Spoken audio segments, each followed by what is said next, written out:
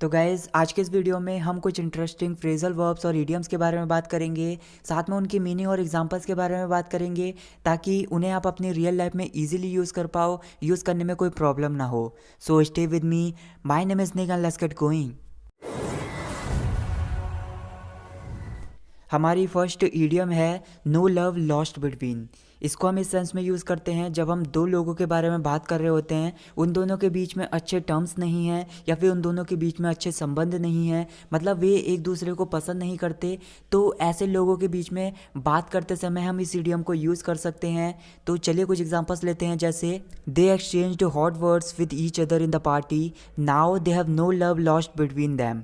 इसका मतलब ये है कि पार्टी में एक दूसरे से उनकी अच्छी तरह से बहस हो गई थी, एक दूसरे से लड़ाई हो गई थी, तो अब उन दोनों के बीच में अच्छे संबंध नहीं है, मतलब वे एक दूसरे को पसंद नहीं करते हैं। One more example, I will never talk to him now because we have no love lost between us. इसका मतलब ये है कि अब मैं उससे कभी बात नहीं करूँगा क्योंकि अब हमारे बीच में अच्छे संबंध नहीं है, मतलब एक दूसरे को हम पसंद नहीं करते हैं। Next one is brown study.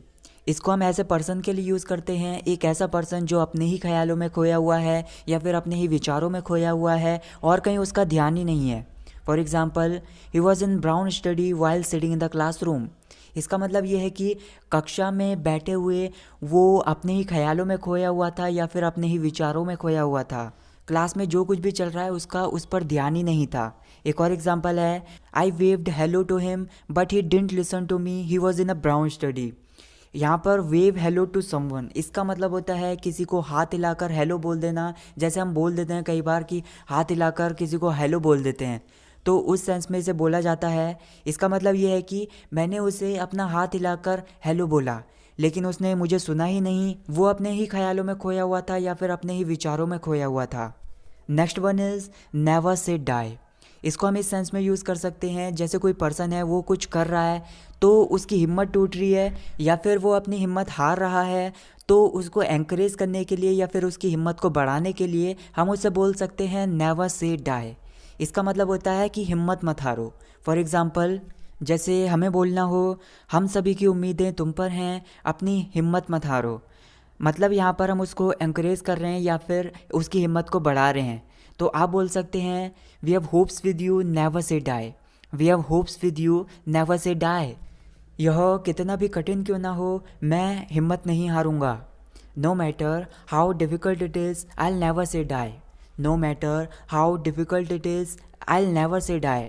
Next one is fall behind. ये एक फ्रेजल वर्ब है, इसका मतलब होता है पीछे रह जाना।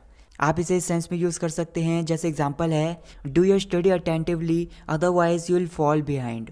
इसका मतलब ये है कि अपनी पढ़ाई ध्यानपूर्वक करो, ध्यान से अपनी पढ़ाई करो, नहीं तो तुम पीछे रह जाओगे।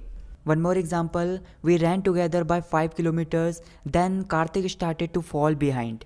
इसका मतलब ये है कि हम 5 किलोमीटर तक साथ दौड़े, फिर कार्तिक पीछे रहने लगा। नेक्स्ट इडियम है to have an edge. It means have an advantage, मतलब किसी चीज़ का फ़ायदा होना। जैसे एक सिचुएशन है, आपका कोई एग्ज़ाम आने वाला है और आपने अभी तक पढ़ाई स्टार्ट नहीं की, इसी बीच आप अपने एक फ्रेंड से पूछते हो कि क्या तुमने पढ़ाई स्टार्ट कर दी, तो वो बोलता है हाँ मैंने तो पढ़ाई स्टार्ट कर दी, 1 महीने से मैं पढ़ाई कर रहा हूँ। तो इस टाइम पर आप उससे बोल सकते हो you have an edge because you have been studying for 1 month. इसका मतलब ये है कि तुम्हें एग्ज़ाम में एक लाभ मिलने वाला है या फिर तुम्हें एग्ज़ाम में एक फ़ायदा मिलने वाला है क्योंकि तुम 1 महीने से पढ़ाई कर रहे हो, लेकिन मैंने तो अभी तक पढ़ाई नहीं की, हो सकता है शायद मेरा जो एग्ज़ाम है वो बेकार जाए। One more example, you have an edge because your parents are rich. इसका मतलब ये है कि तुम जो कुछ भी करना चाहते हो तुम कर सकते हो क्योंकि तुम्हारे पास पहले से पैसा है, मतलब तुम्हारे जो पेरेंट्स हैं वो पहले से रिच हैं, तो तुम्हें इस चीज़ का फ़ायदा मिलेगा, तुम्हें इस चीज़ का लाभ मिलेगा। You have an edge because your parents are rich. Next एक फ्रेजल वर्ब है डेक आउट। इसको हम इस सेंस में यूज़ करते हैं, जैसे किसी स्पेशल पर्पस के लिए हम किसी को सजाते हैं या फिर किसी चीज़ को सजाते हैं, तो उस टाइम पर इसे यूज़ किया जा सकता है। For example, this room is being decked out for birthday celebration. इसका मतलब ये है कि बर्थडे सेलिब्रेशन के लिए या फिर जन्मदिन को मनाने के लिए इस कमरे को सजाया जा रहा है। This room is being decked out for birthday celebration. एक और एग्जाम्पल है, Fortuner car had been decked out at his wedding. उसकी शादी में फॉर्च्यूनर कार को सजाया गया था। नेक्स्ट इडियम है बीट ब्लैक एंड ब्लू। इसको हम इस सेंस में यूज़ करते हैं जैसे किसी को बहुत बुरी तरह से मारना या फिर किसी की बहुत ज़्यादा पिटाई कर देना। For example, I had a fight in my childhood, I had beaten my friend black and blue. इसका मतलब ये है कि बचपन में मेरी एक लड़ाई हुई थी तो अपने दोस्त को मैंने बहुत बुरी तरह से मारा था। I had a fight in my childhood, I had beaten my friend black and blue. Next one is to feel blue. इसका मतलब होता है बहुत ज़्यादा उदास हो जाना या फिर बहुत ज़्यादा दुखी हो जाना। जैसे एग्जांपल है, you are feeling blue, is there something wrong. इसका मतलब ये है कि तुम दुखी दिख रहे हो या फिर उदास दिख रहे हो, क्या सब कुछ ठीक है या फिर क्या तुम्हें कोई परेशानी है।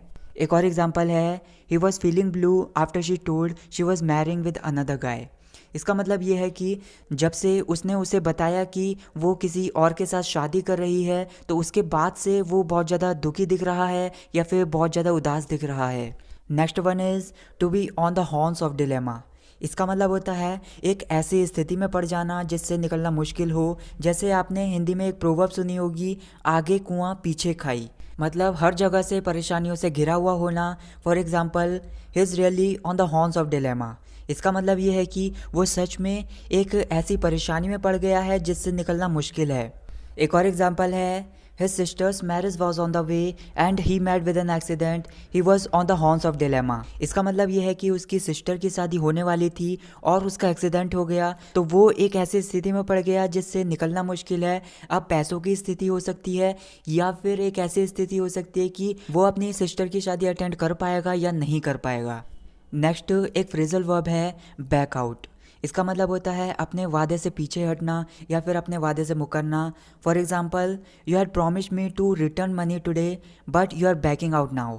इसका मतलब ये है कि आज तुमने पैसे वापस करने का मुझसे वादा किया था लेकिन तुम अपने वादे से अब मुकर रहे हो या फिर अपने वादे से पीछे हट रहे हो। एक और एग्जांपल है, I know I have promised you to come with you but I am backing out due to hectic schedule. इसका मतलब ये है कि मैं जानता हूँ मैंने तुम्हारे साथ आने का वादा किया है लेकिन अपनी व्यस्त दिनचर्या की वजह से अपने वादे से मुकर रहा हूँ। मतलब मैं तुम्हारे साथ नहीं आ सकता, मैं बहुत ज़्यादा बिजी हूँ। So that's it guys for this video. I hope आपको इस वीडियो से कुछ ना कुछ नया ज़रूर सीखने के लिए मिला होगा। तो गाइस मैं चाहता हूँ कि आपने इस वीडियो से क्या नया सीखा और इन फ्रेजल वर्ब्स के ऊपर, इडियम्स के ऊपर अपने खुद के सेंटेंसेस बनाकर मुझे कमेंट सेक्शन में बताइए। इससे आपकी थिंकिंग कैपेसिटी बढ़ेगी। और अगर वीडियो पसंद आई तो वीडियो को लाइक कीजिए, शेयर कीजिए। Thank you so much for watching this video. I will catch you in the next video. Take care.